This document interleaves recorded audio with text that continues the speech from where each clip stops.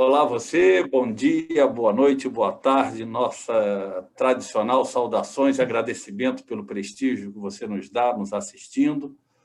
Hoje, já começando, conversando com uma pessoa absolutamente inspiradora, que é Marcelo Tabacchi, presidente da Faber-Castell no Brasil e board member da Faber-Castell na Alemanha, olhando toda a operação mundial do grupo, que vai conversar conosco.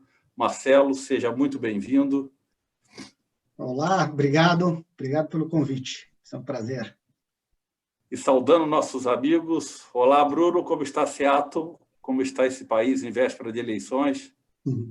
Nervoso. As coisas estão agitadas, agitadíssimas, interessantes de acompanhar e, ao mesmo tempo, gerando uma certa ansiedade em todo mundo. Cadu, e você dessa Bragança Paulista, que não é Bragança Paulista, é algum lugar entre Bragança e Tuiuti? Cada vez mais próximo de Tuiuti, eu diria. Viu? Ontem eu fui passear lá, para dar uma olhada em alguns lugares e tal, porque eu estou querendo ficar cada vez mais longe dos aglomerados urbanos, entendeu? Então, eu estou indo cada vez mais perto de Tuiuti. Mas é isso aí, vamos lá. Eu fico feliz de ter o Tabacchi com a gente aqui e a gente vai poder, realmente, como você falou, se inspirar, porque, de fato, o que ele tem feito e como eles reagiram lá, tudo que está acontecendo nesse planeta agora com o Covid, tanto lá fora como aqui no Brasil, são histórias que a gente vai querer saber em detalhes. Muito bem. E para você que está nos ouvindo, eu quero apresentar o Tabacchi. Não, na verdade, eu vou contar só um pedacinho. Tabacchi é administrador formado e pós-graduado pela Fundação Getúlio Vargas, passou por Harvard em curso de especialização de marketing estratégico, fez o curso de conselheiros no Instituto Brasileiro de Governança Corporativa. Mas quando eu pergunto para o Tabacchi sobre ele, a primeira coisa que ele fala é que ele é o pai da Luísa e do Felipe. E para falar de você, Tabacchi, eu queria que você contasse a sua história. Eu não vou ler o seu currículo, que é tão horrível. Eu queria que você contasse para a gente como é que foi a sua trajetória até a Faber-Castell. Então, tá bom. Bom, obrigado. Acho que, de novo, estar com vocês. Minha carreira, eu sempre fiz em empresa de consumo. E eu sempre começo falando de família, porque eu acho que esse é um pilar super importante que vai com a gente a vida toda. Eu acho que é a coisa que nos segura na hora que a gente precisa. Então, eu costumo dizer, sou casado com a Maria Helena, minha esposa amiga, pai de Felipe e Luísa, mas profissionalmente eu fiz administração na GV e fui para a Unilever. Né? Comecei aquela carreira bem tradicional dos gevenianos lá atrás, há 30 anos atrás. Entrei no programa de trainee, fiquei como trainee na Unilever por um par de anos, fui para o marketing, vendas, trade marketing e mudei para a Kodak para montar uma área nova na época, que era de canais não tradicionais em fotografia, nas épocas áureas da Kodak. Foi uma delícia. Né? Então, eu acho que lá eu tive a certeza que você pode trabalhar feliz, motivado, com um propósito, com um brilho no olho. E eu acho que de lá eu carrego para a minha vida esse aprendizado. Foram anos maravilhosos. De lá mudei para a Quaker Gatorade, que hoje é a PepsiCo, né? Para ajudar na fusão das duas empresas na área comercial. E fui para a Faber há praticamente 20 anos atrás. Eu tenho 19 anos de Faber. Fui para praticamente fazer ter o mesmo desafio de mexer nessa área comercial, em tudo dando certo, e provavelmente eu iria crescer. Eu espero que isso tenha sido o resultado que tenha dado de alguma maneira certo, porque eu estou na cadeira de presidente há 11 anos já, que eu vou dizer para vocês que é um negócio muito desafiador, porque ser longevo na mesma cadeira é um negócio que te exige uma renovação de uma maneira diferente, que eu acho que a gente vai abordar ao longo do tempo. Acho que é isso. E eu estudei muito, assim, eu gosto muito de estudar. Eu acho que esse é um dos pilares e valores que eu trago, que é de aprendizado. Mas esse sou eu até hoje. Muito legal. Olha, eu vou pedir, Cadu já antecipou, ele fez um teaser, e eu conheço um pedacinho dessa história. mas eu queria perguntar para você como é que foi para a Faber conviver com essa loucura do Covid-19? Como é que ela foi impactada? Como é que vocês reagiram? Vamos lá. Eu acho que eu vou abordar dois aspectos aí. Acho que tem um que é o aspecto puramente de negócio, né, nesse impacto que você está dizendo, e o outro é como nós reagimos e como a gente procurou ajudar as pessoas que nos cercavam e nos ajudam no dia a dia, né? O Covid ele foi eu chamo de uma jornada, a gente ainda está nele, né? Não saiu, né? Eu espero que a gente saia rápido, mas foi um desafio que, de fato, ninguém podia prever. Eu acho que ninguém foi, de certa maneira, muito bem treinado para isso, né? Porque a velocidade que ele veio, a disruptura que ele veio trazendo, acho que não tem precedente na história, acho que não tem livro que conte, né, como te ajudar e a sair dela. Eu acho que uma das coisas que fez a diferença para a gente foi quando nós decidimos fazer o lockdown de fábrica e de escritório, era deixar muito transparente o que a gente estava querendo, né, o que eu estava querendo.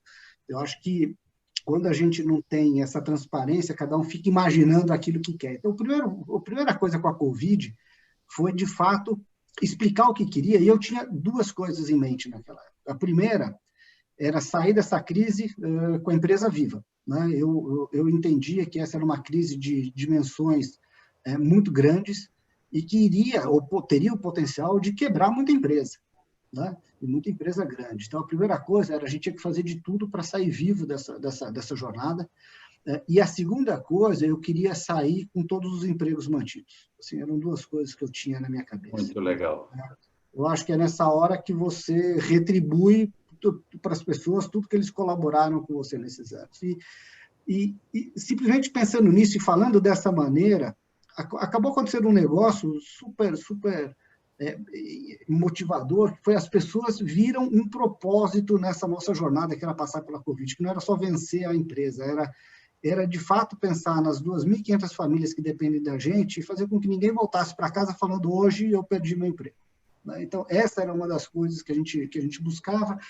E depois disso, tudo que a gente fez tinha esse mote. Então, todas as reduções de custos que a gente fazia, ou tudo que a gente teve que cortar, e que não foram poucas coisas, e que a gente teve que ajustar, tinha um motivo que era eu vou segurar as pessoas comigo até o final. Eu acho que isso é que deu esse engajamento, essa força e essa vontade para todo mundo atravessar essa jornada. Se eu puder só falar rápido um pouco do final da história, a companhia Faber, ela é uma empresa que tem uma saudabilidade financeira muito boa. Nós somos uma empresa SA, a gente publica balanço, qualquer um pode olhar, a gente tem uma saudabilidade boa, e a gente está saindo dessa crise sem ter mandado ninguém embora. Então, de fato, isso acabou acontecendo, assim, os empregos foram mantidos, e a gente está sendo uma empresa, eu acho, culturalmente muito mais rica, não só forte, acho que rica do que a gente estava antes. Marcelo, é muito legal isso aí que você dividiu e essa preocupação tanto com manter as pessoas e ter certeza que as condições iam se manter favoráveis aí para vocês recuperarem o negócio. E, na verdade, não é nem recuperar o negócio, é recuperar a trajetória ou retomar a trajetória após essa crise, que ainda vai se estender durante um certo tempo. Eu sou muito interessado no que isso reflete na cultura, no commitment mesmo de todos os colaboradores na empresa, que certamente devem realizar o esforço que foi feito. Na tua experiência, como é que está sendo para essas pessoas trabalharem de casa? Como é que estão os níveis de estresse? Você acha que eles estão trabalhando mais, menos? O pessoal já se organizou, já conseguiu entender dentro do caos como é que eles trabalham com as ferramentas que eles têm? Vamos lá. Eu acho que nós tivemos fases, né? Eu acho que todo mundo teve uma fase, a primeira, que era sem aviso, quer dizer, de um dia para o outro você tinha que se organizar em casa, porque simplesmente a gente teve que mudar. E esse acho que era a primeira fase, o primeiro susto que a gente levou, e depois eu considero um segundo momento, que é o momento de acomodação. Acho que nesse primeiro, o que se buscou fazer foi entender como que a gente iria assegurar que as pessoas teriam as melhores condições de trabalho. Então, a gente fez desde emprestar cadeira de escritório, emprestar. Então, assim, pensando no lado físico e de ergonomia, então, hoje todo mundo que quer ter a sua cadeira ergonômica em casa tem, né? Sem falar de computadores, etc., que isso todo mundo acabou levando. Mas tinha um segundo momento, uma segunda etapa, que para mim era com a liderança, especificamente, que era a questão de perder controle. Então, é aí que eu acho que mora o perigo, né? Era a liderança naquele momento achar que as pessoas estariam em casa fazendo o que lhe desse na cabeça, ou trabalhando a qualquer hora, e que isso, de alguma maneira, significasse perda de controle. E o que a gente acabou fazendo foi montar uma disciplina, né? Desde o começo. Então, essa disciplina vinha desde um comitê de crise que foi instaurado e que não tinha nenhum diretor. Então, eu não queria que tivesse nenhum diretor nesse comitê de crise, porque eu acredito também que, nessa hora, as pessoas que estão com a mão no controle desse avião, né, que são as pessoas que, de fato, tocam o dia a dia, que conhecem profundamente o negócio, eles devem ter a autonomia e o empoderamento para poder tomar as decisões mais difíceis. Então, esse foi um comitê que nós instituímos e que continua em vigor até hoje, que tinha uma disciplina de encontro, que tinha uma disciplina de comunicação com todos nós. E isso se traduziu nas pessoas que estavam em home office. Então, também tinha uma disciplina de encontro, de reunião. A gente instituiu, inclusive, uma pausa para café virtual. Então, o cafezinho que a gente tinha, que você deixa de ter na hora que você está virtualmente em casa, foi criado também. Então, tinha uma hora que você entrava lá 15 minutos e falava e não tinha assunto. Você podia entrar e falar o que você quisesse, desde que o teu cachorro está latindo muito, o meu filho está aqui, o outro está...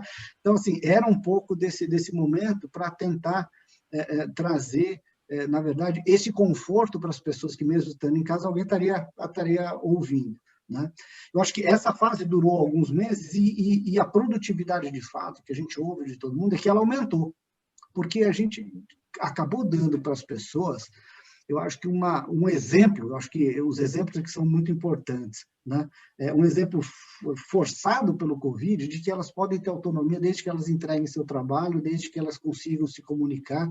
Então, isso foi feito, né? Eu acho que hoje, se a gente faz uma pesquisa, a gente faz muita pesquisa de cultura, e teve uma que a gente fez no meio, uma revisita no meio da pandemia, a gente vai ver que as pessoas estão se sentindo confortáveis, o que não quer dizer que a gente está como era antes, mas elas estão num nível de conforto extremamente satisfatório e se sentindo mais produtivas, donas da sua agenda.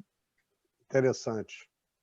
Ô, Tabaque, deixa eu te perguntar uma coisa. Ficou claro para mim que vocês tinham, então, desde o início, tomado uma decisão de trabalhar em duas frentes: a sobrevivência, a manutenção da empresa viva e a manutenção dos postos, né, dos tripulantes, né? Porque a gente compara aqui muito a Covid com a tempestade. E nós não estamos no mesmo barco, estamos em barcos diferentes, cada um sabe o calado, o estado que está a vela, como está a tripulação. Então, para cada um é diferente isso. Então, eu quero saber de você, com toda essa extensa trajetória de liderança que você traz com você, o que para você foi preponderante como líder em termos de tomada de decisão, o que você valorizou na relação com as pessoas, na comunicação com elas, nesse processo de trazê-las para esse movimento, desse engajamento, dessa causa, desse propósito, porque me parece, aí eu quero que você só pense nisso, uma pergunta e uma reflexão, que a liderança mudou muito, ou está mudando muito a partir dos eventos da Covid. E como é que é essa nova liderança? O que você vê para isso, que vem por aí? Eu concordo, Cadu. O que a gente procurou fazer do ponto de vista de liderança, minha primeira preocupação era transparência e clareza. Então, porque eu entendo que se as pessoas não têm uma clara visão daquilo que a gente está buscando, daquele propósito, mesmo que seja momentâneo, cada um vai criar o seu. Então, eu não queria isso. Eu queria que a gente tivesse, pelo menos, uma uniformidade. Então, o primeiro combinado entre os líderes era: ninguém tem que dar a sua opinião sobre a doença naquela época, né? O que viria a ser, qual seria a doença, quais seriam os impactos. Então, a gente tinha que ter a nossa melhor visão do momento e compartilhar. Então, foi aí que a gente começou a aglutinar e ter um processo onde todo mundo tinha, de fato, uma alçada e tinha, de fato, um momento para se expressar, para falar. Nós iríamos convencer, a partir dali, a gente teria uma voz única, né? Eu tenho alguns princípios de vida bem simples, eu acho que ele se aplicaria aqui, que é o seguinte: a hora que você está num grupo de pessoas numa empresa, numa sala, eu acho que todo mundo tem o direito de falar o que quiser. E a gente tem que ouvir. A hora que a gente sai pela porta, a gente sai com uma voz só. Então, foi isso um pouco que a gente tentou fazer lá, quer dizer, era deixar as pessoas falarem, mas a hora que a gente fosse caminhar, a gente caminhasse com uma voz só. E aí, de novo, eu volto para os 2 pilares que todo mundo repetia, quais eram os 2 pilares que a gente queria atravessar, né?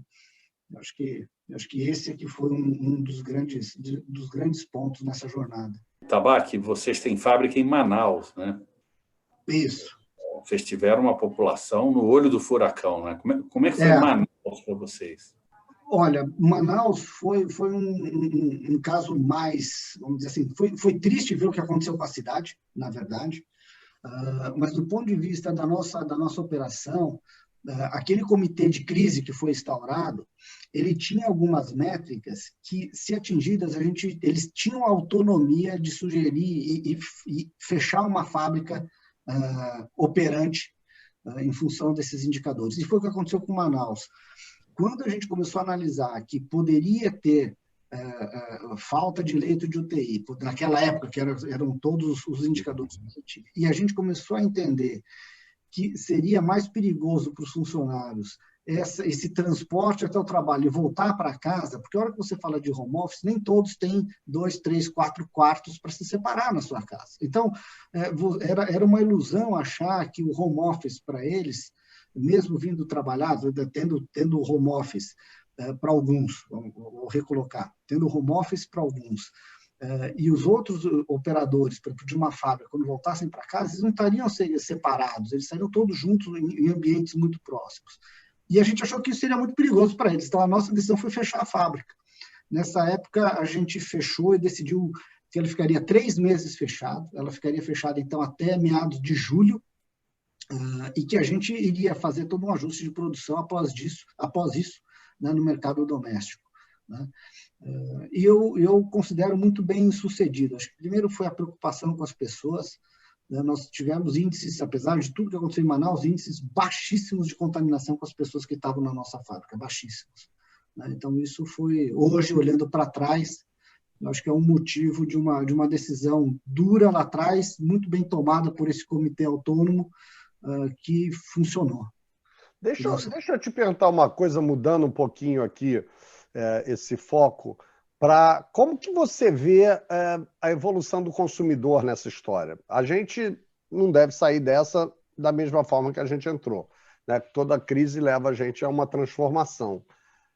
Como que você está vendo do ponto de vista de marketing, você que tem uma história grande aí nessa área, como que você enxerga isso? Quais são as suas, não sei se previsões, ou pelo menos quais são os cenários que passam pela tua cabeça? Bom, o nosso negócio ele é bem específico. A gente fala das pessoas ou das crianças em época escolar, né? Vamos colocar sobre esse contexto. O que a gente está vendo é uma preocupação com um tempo bem gasto, né? Em inglês a gente usava falar o time well spent, né?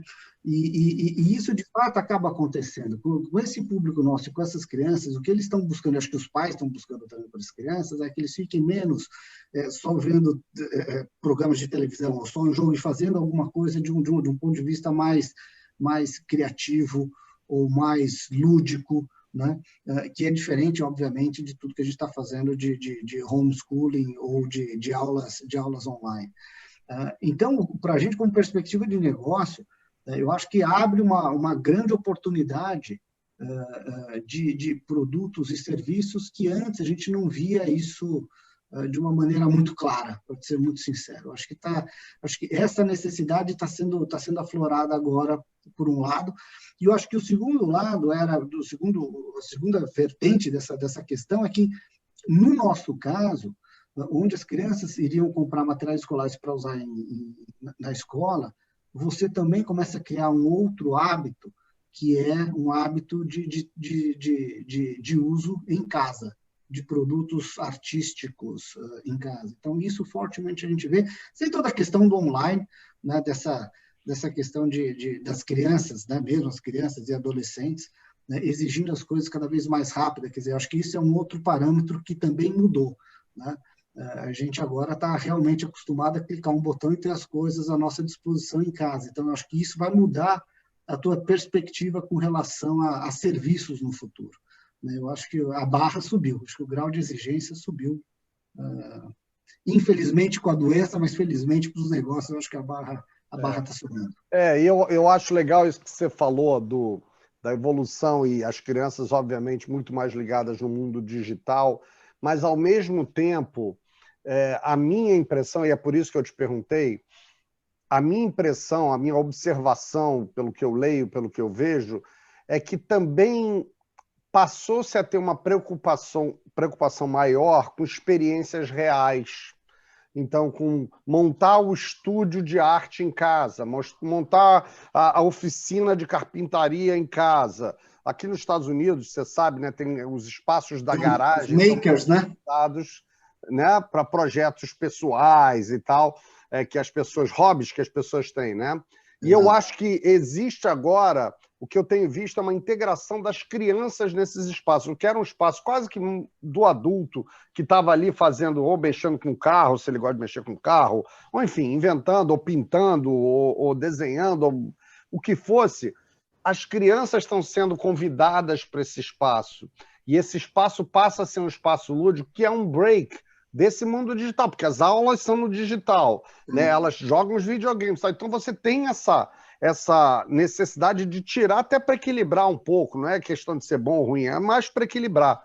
Então é por isso que eu fiz a pergunta. Eu não sei como no Brasil isso acontece, mas eu estaria muito interessado em... Bruno, no ano passado, nós abrimos um espaço de criatividade aqui no Brasil, muito nessa linha que você está falando, né? Com um projeto piloto que, infelizmente, nós tivemos que fechar em função da pandemia, mas era um espaço em que você podia levar crianças ou levar escolas, e cabiam 80 crianças nesse espaço para fazer atividades makers de estímulo da criatividade, né?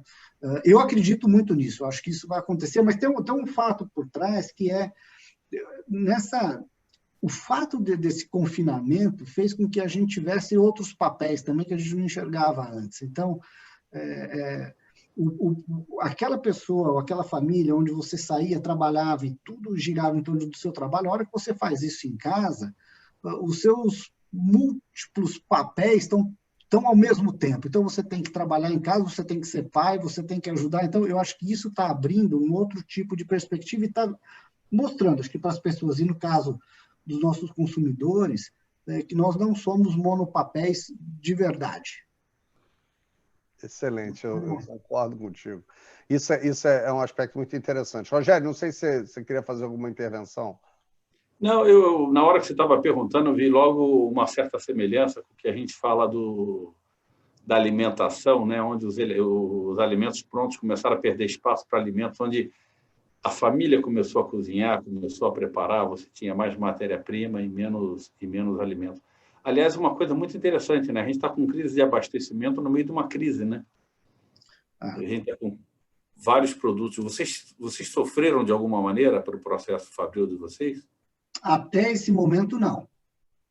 Até esse momento, não. A fabricação tem um processo, principalmente no seu core business, que é lápis, uma produção muito verticalizada. Então, a gente começa desde da plantação de pinos até a produção de lápis. Então, nós não fomos muito afetados, não. Agora, se eu pudesse, posso pegar, Bruno, aqui esse teu ponto passado? Claro. Acho que uma outra coisa que tá sendo ressaltada é que a preocupação era sempre em o que fazer, né? Então, falando de novo de comida, as pessoas voltam a cozinhar em casa, ou outros voltam a ter alguns outros hobbies, né? A nossa preocupação era muito no o que fazer, não no como fazer. Eu acho que a hora que a gente entrou nesse confinamento, a gente começou a dar também muito valor para o como fazer, né? Eu acho que não só do ponto de vista de hobby, então não é só o que eu estou comendo, mas como eu estou fazendo, mas na empresa também, né? Antes a gente se preocupava muito com a grande estratégia, com os grandes planos de ação, que era o que fazer, né?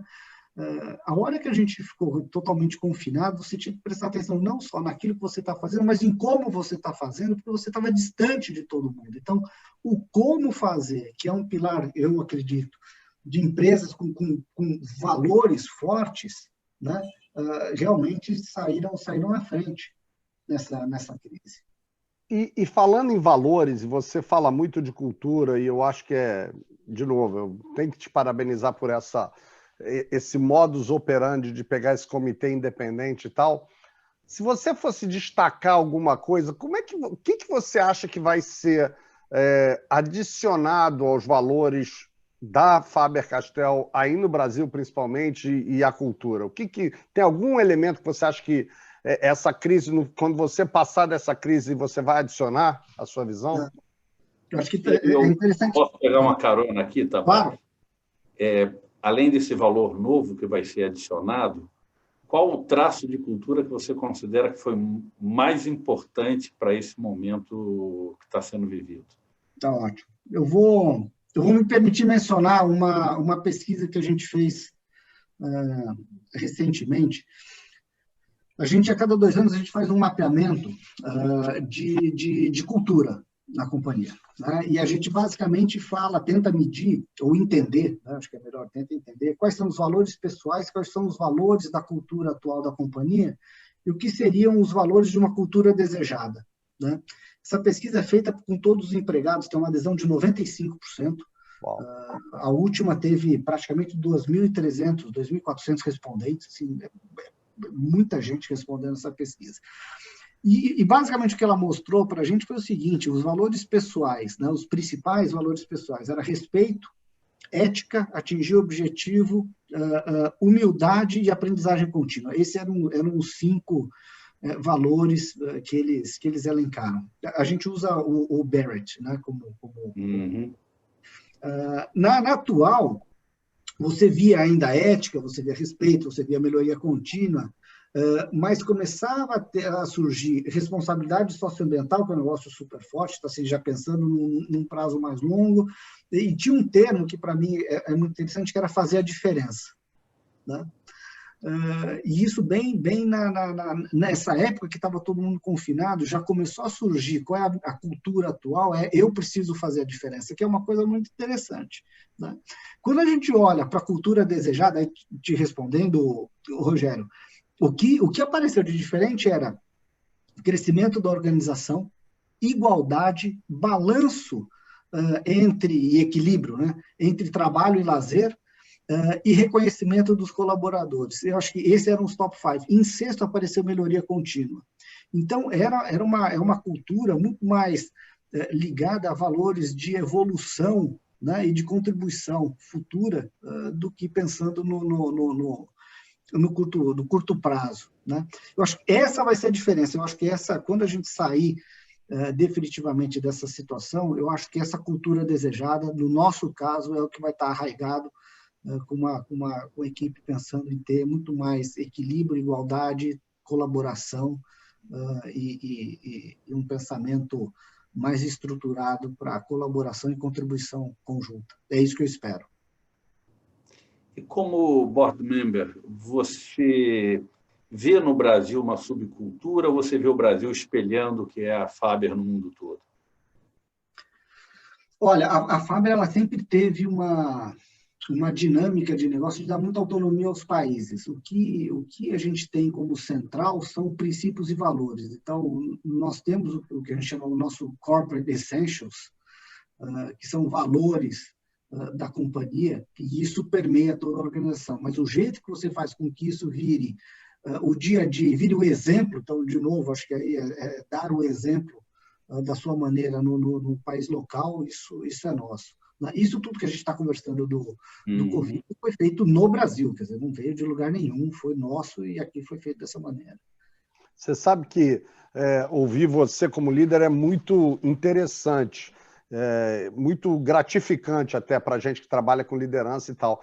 Eu adoraria, se você puder, claro, que você dividisse um pouquinho com a gente como é que você, assim, na tua trajetória, onde que você se espelhou, como é que, assim, a gente sempre tem aqueles valores que a gente meio que nasce, mas aqueles também que a gente desenvolve, né? Conta um pouquinho para a gente como é que você chegou a ser o líder que você é hoje. Quais são as suas principais influências? Eu acho que seria um barato poder ouvir isso. Bom, eu acho que todo mundo tem, acho que alguns fatos marcantes na vida e as pessoas que a gente admira, né? Eu acho que eu tive a sorte de trabalhar e de ter como líderes pessoas maravilhosas. Eu acho que esse foi o primeiro ponto, eu tive muita sorte nesse sentido. E eu falo que eles são maravilhosos porque não foi um aprendizado somente técnico, mas eles me davam acho que algumas dicas ou forneciam alguns exemplos para mim que me guiaram a vida inteira. Então, eu vou dar alguns exemplos. Quando eu participei da fusão, né, da PepsiCo com a Quaker Gatorade, uma das coisas que o líder da época falava para a gente, né, eu era um dos diretores, e falava assim, olha, eu não sei direito o que vai acontecer e quando vai acontecer, mas uma coisa vocês podem ter certeza, o que eu souber, vocês vão saber. Essa transparência eu vou dar para vocês.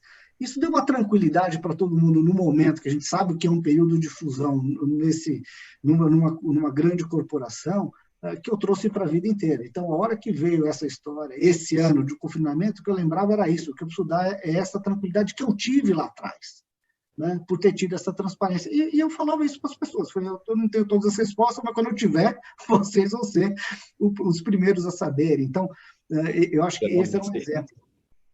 Eu tenho um outro mote que eu aprendi também nessa época, que é trabalhar com gente do bem. Assim, eu acho que são coisas muito simples, mas eu acho que fazem muita diferença, né? Então, se eu puder escolher entre uma pessoa que está 70%, 80% pronto para uma função, mas é uma pessoa do bem, com princípios e valores sólidos, e o do bem, para mim, não faz intriga, não tenta puxar tapete de ninguém, não, assim, é verdadeira e legítima, do que alguém que tenha essas qualidades e seja 100% técnica, eu vou para os 70% e ajudo e ensino. Então, eu acho que esses são exemplos. E eu acho que a terceira coisa, eu gosto muito de biografia. Então, eu lia muita biografia, e aí de tudo. Eu lia desde piloto de Fórmula 1 até grandes líderes mundiais, porque eu acho que a gente pode aprender muito com as pessoas. Então, eu acho que essa é uma preocupação legítima que eu tenho de aprender com todo mundo. Acho que humildade para aprender é um grande valor. Muito legal. Então, eu vou sumarizar aqui para o pessoal que está nos ouvindo, porque eu adorei. Transparência, ter certeza que você tem pessoas com valores sólidos ao teu lado, e, obviamente, curiosidade para aprender com outros e como outros Exato. passaram por outras coisas. Muito legal. Então, o Tabaque tem pouca coisa para fazer, né? E, além de tudo, ele é mentor, ele ajuda as pessoas nesse processo da caminhada profissional. E eu queria que você agora falasse um pouquinho para o jovem profissional, para essa pessoa que está começando a carreira. Como é que você aconselha uma pessoa que está começando a sua jornada profissional, Tabaque? Bom, de novo, para mim, eu vou citar as minhas regrinhas de ouro. Eu chamo de regrinhas de ouro. Acho que o primeiro é nunca parar de aprender. Acho que é ter uma curiosidade legítima, porque eu acredito que melhoria contínua é algo super importante, não só profissionalmente, mas para a tua vida pessoal, né? Então, eu acho que é estar aberto a aprender com todos. Essa curiosidade é muito importante. E eu acho que a outra coisa, se eu pudesse dar algum conselho, uma dica, o segredo, acho que não é evitar a dificuldade, acho que não é evitar esses desafios e querer ter tudo perfeito, mas saber que as coisas não sendo sempre perfeitas, como é que você reage a elas, né? Como é que você lida com essa imperfeição. E eu entendo que a primeira maneira é saber que as coisas não vão ser perfeitas, né? Então, você aí, de novo, vem a questão de tranquilidade e transparência para analisar, acho que analisar as situações. Então, o conselho final, se eu pudesse resumir, a perfeição, ela é uma jornada, né? Ela é esse caminho em busca das coisas melhores continuamente, que vão te fazer uma pessoa resiliente, um profissional extremamente valorizado, tá? É isso que eu acredito. Resiliência e curiosidade, se eu fosse resumir em 2 palavras. E falando um pouco desse recurso humano, você vê muita diferença geracional? Eu vejo. Acho que quando a gente foi para esse confinamento, eu acho que nas pessoas, falando até do ponto de vista, obviamente, de idade, né? Assim, nesse conflito de gerações, né? Eu acho que as pessoas mais jovens, eles por um lado, eles ficaram mais preocupados com a companhia, com o futuro, vamos dizer assim, empresarial, né? Mas do ponto de vista pessoal, em lidar com esse confinamento, em fazer home office, em ter essas relações à distância, foi muito mais, eu acho que não foi fácil, mas eu acho que foi mais fácil para eles do que para as outras pessoas, né? Para as pessoas que tinham mais tempo na empresa, vamos dizer assim, eu acho que o grande desafio era mostrar que a gente poderia, de fato, confiar em todo mundo à distância. Acho que aí, de novo, eu volto para a palavra confiança. As pessoas de uma outra geração, eles têm esse apego por estar junto, por estar todo mundo junto no escritório. Se eu não estou vendo o que está sendo feito no trabalho, talvez não esteja sendo feito do jeito que eu quero, e não necessariamente isso é verdadeiro, né? Então, eu acho que esse desapego que nos foi forçado, né, trouxe um ensinamento para essas pessoas. Eu acho que essa é a grande diferença entre essas duas gerações que eu vejo. O da minha idade foi o desapego. O desapego é realmente fazer e que vai dar certo. Eu trabalho muito com essa parte de conflito geracional no trabalho, né? E eu acho que tem uma complementariedade grande, porque toda vez que o novo vem, ele desafia, ele quebra as regras, ele traz novos paradigmas, ele obviamente faz a gente pensar e refletir.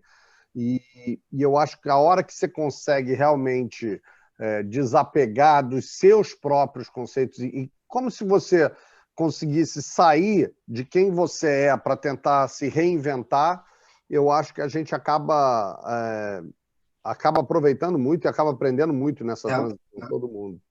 Sem dúvida.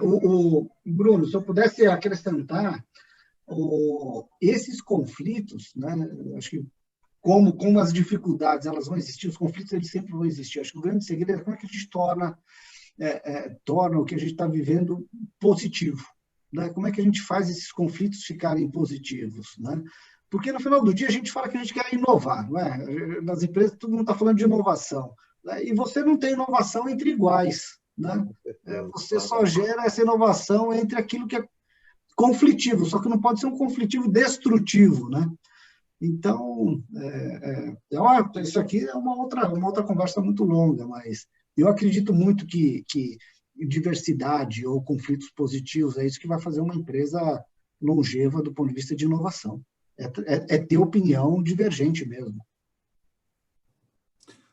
Tabac, eu tenho um dever. Eu fui eleito aqui e eu ganho mais por isso, porque eu tenho o âncora. trabalho de encerrar o programa quando a gente está aqui querendo que ele dure o dobro do tempo. Mas eu não queria encerrar esse programa, mesmo sabendo que a gente ainda está no meio da pandemia, a gente não tem vacina, a gente tem que tomar todos os cuidados, mas a gente sabe que a Faber está saudável. A Faber chega aqui com todos os colaboradores motivados e com novos aprendizados. E quais são os desafios da Faber aqui no Brasil que você vê para os próximos anos? Eu acho que tem dois. De novo, eu vou separar no lado mais técnico, financeiro, e outro de pessoas. Eu acho que para as pessoas o retorno não vai ser um negócio natural. Então, essa é uma coisa que a gente está pensando muito em como vai ser essa volta, né? Eu não acredito que a gente vai voltar a ser o que era antes, né? Então, isso do ponto de vista, inclusive psicológico, e a gente tem um programa de apoio psicológico para os funcionários, nessa volta eu acho que vai ser super importante, né? Qual vai ser a dinâmica de trabalho, qual vai ser a dinâmica de relação, qual vai ser o tipo de autonomia que a gente vai dar. Então, isso está sempre na minha cabeça. Eu acho que o que a gente passou, e que não foi pouco sofrimento, eu acho que todo mundo sofreu com esse confinamento, ele não pode ser em vão. Então, eu acho que esse é o primeiro ponto, a gente tem que sair daqui com algum aprendizado, né? Então, eu não gostaria que a volta fosse exatamente igual ao que era um ano atrás. Acho que do ponto de vista de negócio, eu acho que tem várias janelas que se abrem para a gente como oportunidade de negócio. Então, algumas delas que a gente já mencionou, o próprio Bruno falou, acho que todo esse lado de hobby e de uso fora da escola, no nosso caso, é um negócio que eu acredito que pode ser muito grande. E tem toda a questão de um go-to-market hoje muito mais digitalizado, usando ferramentas desse comércio todo online que, de fato, se espalhou como algo poderosíssimo. Acho que entrar nesse mundo digital tem que ser um dos pilares de crescimento para a gente. O Cadu caiu. A gente tem 4, termina com 3, mas o Cadu não foi demitido. A gente é igual a Faber, viu? A gente chega no final com o mesmo tipo dos colaboradores, viu? Olha, o Cadu teve um probleminha lá por causa da ventania e da chuva, mas, enfim, tá tudo bem. Ele sinalizou aqui, ele só não está conseguindo entrar. Tabaque, muito bom. Muito obrigado. Espero tê-lo aqui de novo. É um prazer. É verdadeiramente inspirador. E você que está nos assistindo, nos prestigie, divulgue o vídeo, assine o canal e contamos com você na próxima semana. Um grande abraço. Tchau, tudo de bom. Um abraço.